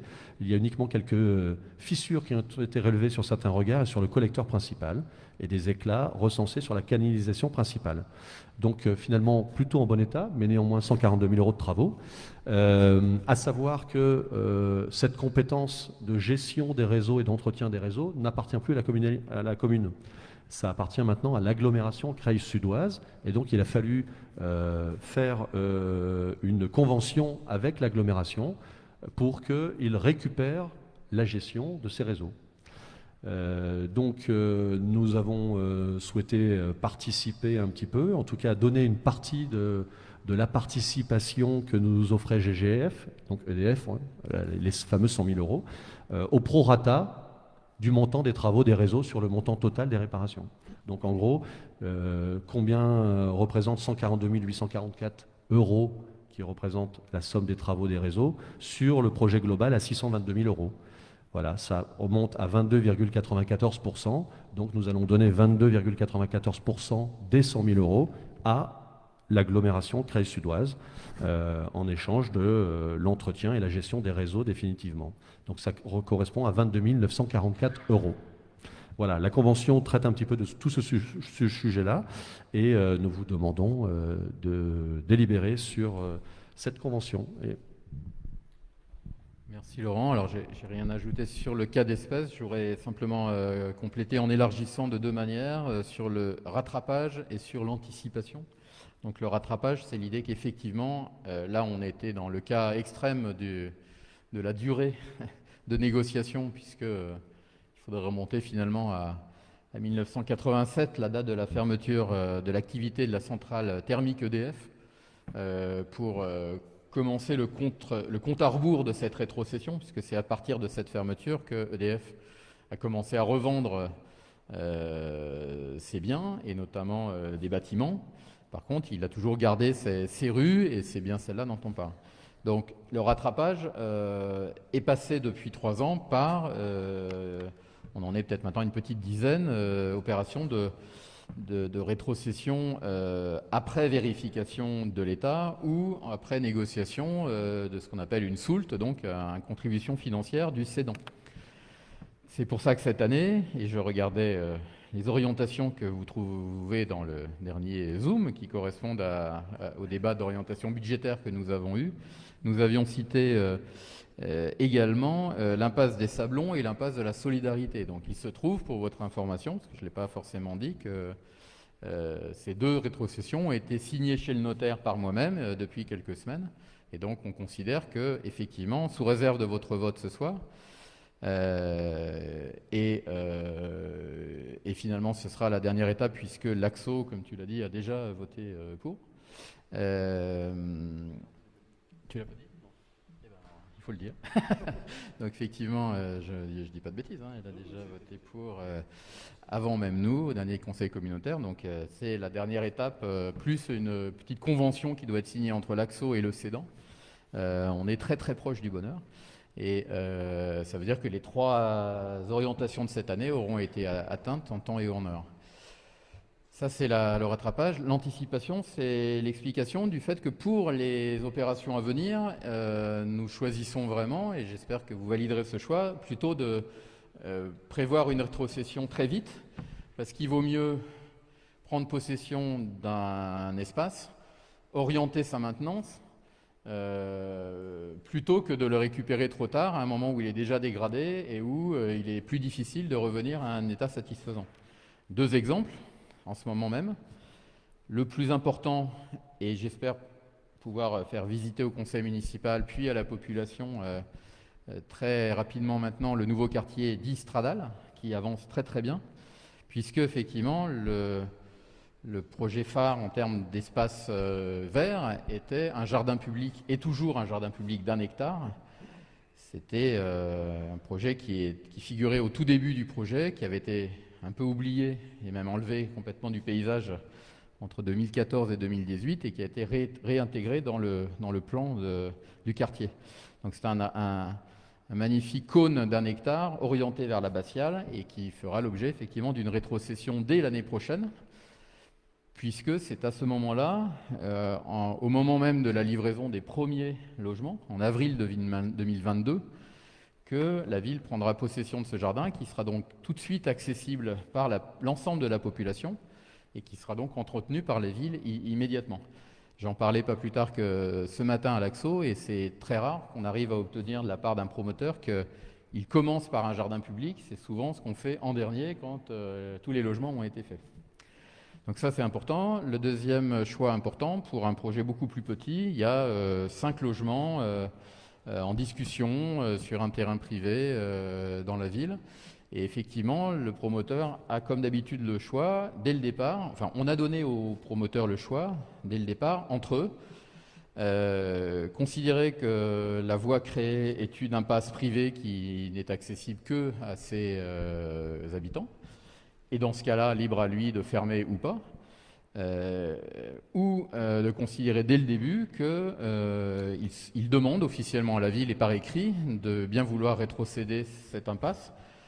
Et dans ce cas-là, cette impasse est accessible à tous. Et s'il y a un banc au fond de l'impasse ou s'il y a même un passage piéton qui relie cette impasse à une autre voirie, eh bien tout le monde aura le droit d'y passer, pas simplement les habitants. Donc ça nous semble être deux choix clairs et francs. Et il n'y en a pas 3, c'est-à-dire qu'il ne s'agit pas de dire pour l'instant on garde la voirie privée et quand elle commencera à se dégrader, on ira sonner à la porte de la mairie. Donc dans le dernier cas dont je parle, du coup le promoteur a choisi dès le début une rétrocession et il y aura donc une ouverture à l'ensemble de la population d'un passage éventuel. Voilà en complément sur cette politique de rétrocession. Alors y a-t-il si on revient sur le point de la délibération numéro 18, y a-t-il des questions sur le bas de Mettmont en tant que tel ou des questions sur l'élargissement auquel je viens de procéder? Pascal, s'il te plaît.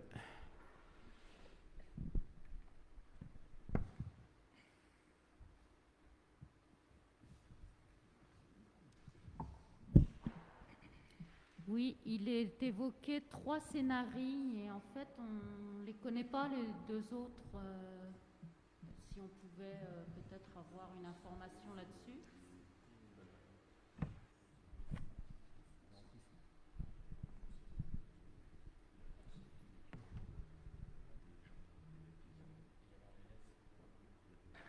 Oui, c'était essentiellement concernant l'éclairage urbain, avec 3 options plus ou moins chères. La plus chère est l'enfouissement de l'éclairage. La moins chère est le fait de laisser les pylônes dans les terrains privés actuellement, et c'est quand même un paradoxe, hein, ça fait partie de cette situation hérité de l'histoire où EDF alimentait lui-même ses propres possessions et ne faisait pas la distinction entre la voirie privée et les terrains privés. Donc on se retrouve maintenant effectivement avec des pylônes qui sont dans les terrains privés, y compris ceux qui sont loués, mais aussi ceux qui ont été cédés en propriété par le successeur d'EDF, qui est maintenant l'entreprise qui s'appelle Claisance, qui s'appelait avant Picardie Habitat. Et le scénario intermédiaire, c'est celui de sortir les pylônes des terrains privés, de les remettre sur la voirie publique, mais de les laisser en aérien, en fait. Voilà, scénario intermédiaire, y compris en termes de coûts, en fait. Voilà. Je ne sais pas s'il y a des choses à rajouter, hormis que, Eric pourrait le dire, que, je ne sais pas si tu l'as dit tout à l'heure, d'ailleurs, on a quand même déjà fait profiter ce quartier de la modernisation de l'éclairage. Effectivement, on n'a pas attendu la rétrocession pour améliorer le cadre de vie de ce quartier. Dans le cadre du programme de rénovation de l'éclairage public, on a renouvelé l'intégralité des lampadaires, des lanternes du quartier du Bas-Métlon, alors que la voirie n'était pas rétrocédée. Donc effectivement, elle est rétrocédée. Donc on a pris un peu les devants, mais c'était pour montrer effectivement aux habitants qu'ils n'étaient pas délaissés. Est-ce que ça répond à ta question sur les trois scénarios? Oui, mais j'avais une autre question. Oui. Parce que donc, au début, là,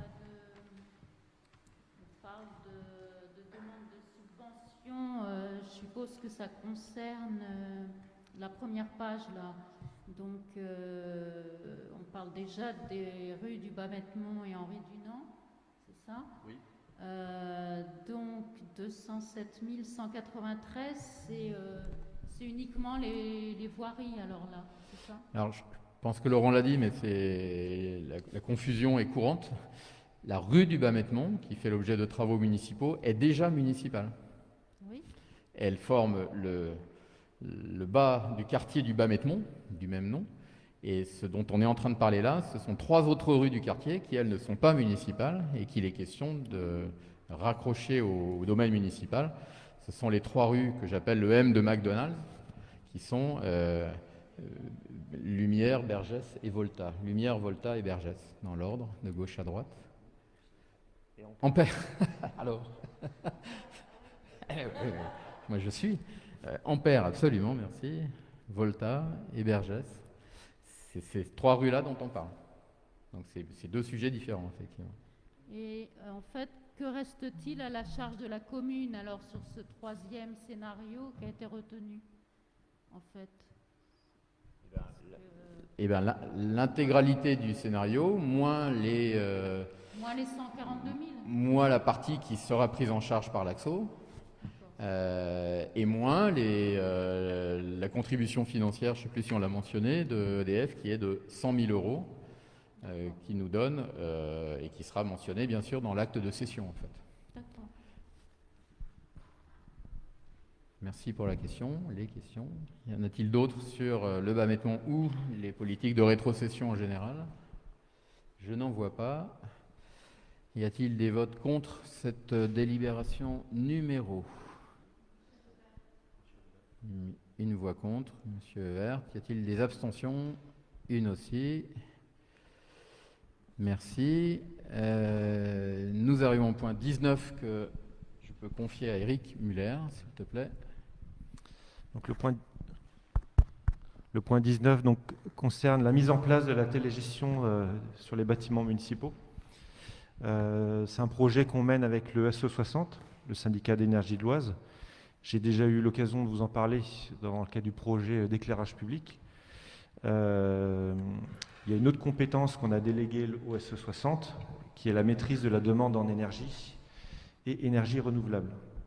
Donc dans ce cadre-là, le SE60 a fait un diagnostic énergétique de l'intégralité de nos bâtiments municipaux et a émis des recommandations, notamment dans le but de faire baisser la facture énergétique. Donc ces recommandations, c'est bien sûr l'isolation, le renouvellement d'équipements vétustes comme les chaudières, le calorifugage de canalisation, mais il y a aussi l'optimisation des systèmes de chauffage. Et Cette optimisation passe par l'installation de capteurs, de vannes automatiques, et c'est cet ensemble d'équipements qu'on appelle la télégestion. Donc l'objectif est donc d'optimiser le chauffage dans les bâtiments pour éviter qu'il y ait des zones plus froides que d'autres ou à l'inverse qu'il y ait des pièces qui soient surchauffées.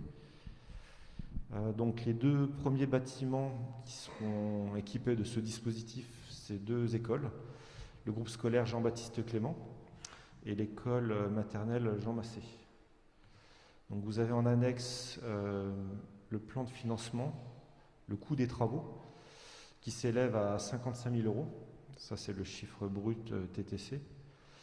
Nous sommes subventionnés par le SE60 à 25%.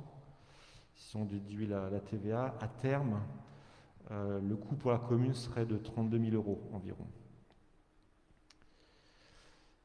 Donc voilà, donc il est demandé au conseil municipal de valider ce projet, ainsi que le dispositif. Est venu et est reparti aussi vite.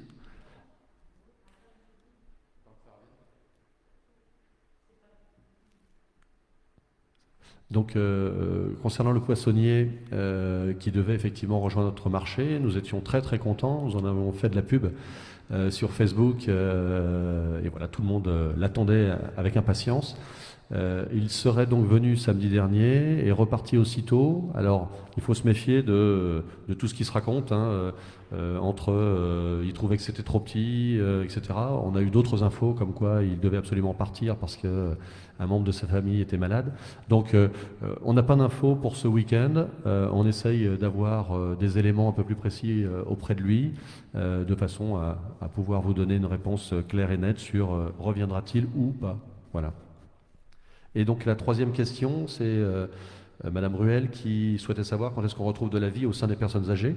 Alors évidemment, c'est quand est-ce qu'on retrouve de la vie tout court auprès de tout le monde, mais particulièrement pour les personnes âgées. Marielle peut peut-être évoquer ce qui se travaille au pôle solidarité. Oui, alors au niveau des manifestations pour nos aînés, il est évident qu'avec toute cette pandémie, nous n'avons pas pris le risque de rassembler nos anciens avec tout ce qui tout ce qui risquait. Nous sommes en train de travailler actuellement sur la semaine bleue, donc c'est au mois d'octobre, parce que on espère sincèrement pouvoir mettre en place plusieurs activités sur cette semaine-là. Mais pour l'instant, on reste quand même prudent à ne pas faire la sortie en principe qui était au mois de juin. C'est encore pas suffisamment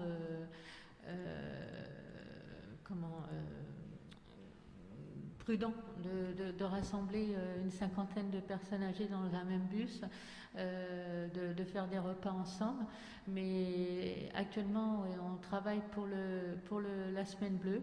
Et si on peut faire d'autres choses quand tout ira mieux, on le fera pour rattraper un petit peu tout ce qui n'a pas été fait ces derniers temps. Voilà. Voilà, et concernant la jeunesse, donc on aura l'occasion de revenir sur ce sujet-là plus longuement prochainement, et notamment avec le conseil municipal de jeunes, sur lequel travaille notamment Jean-Paul Raucourt et d'autres élus. Voilà, on reviendra dessus plus tard. Exactement, il y aura le lancement d'une démarche actée, si vous le voulez bien, au prochain conseil, mais qui donnera lieu à un groupe de travail auquel certains pourront participer. Je reviens sur le poissonnier, on est un petit peu pris à notre désir de bien faire. On aurait mieux fait peut-être de faire profil bas et d'attendre que la personne vienne, regarde et reste, ou pas. On a voulu lui donner un coup de pouce dès le début en prévoyant une communication qui permettait à la clientèle qui existe de ne pas manquer cette fois-là. Évidemment, en faisant ça, on prend le risque qu'au moindre problème, dont on verra très prochainement vers laquelle des 2 versions disponibles on s'oriente. Mais effectivement, on prenait le risque qu'au moindre problème, ce soit plus visible qu'autrement. Bon, ça veut dire que sur le fond, notre marché reste perfectible en taille.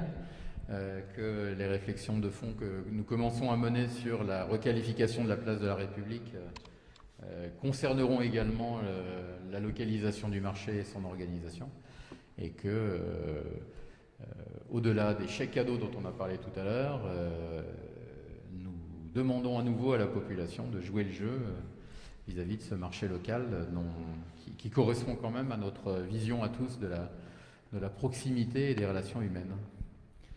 Voilà pour les différents sujets. S'il n'y a pas de nouvelles questions dans le Facebook alternatif ou temporaire, là, ça remarche bien. Merci beaucoup au service communication justement pour cette retransmission. Merci à tout le monde pour sa participation et pour les orientations que vous continuez à donner à cette politique municipale. Très bonne soirée à tout le monde. À très bientôt.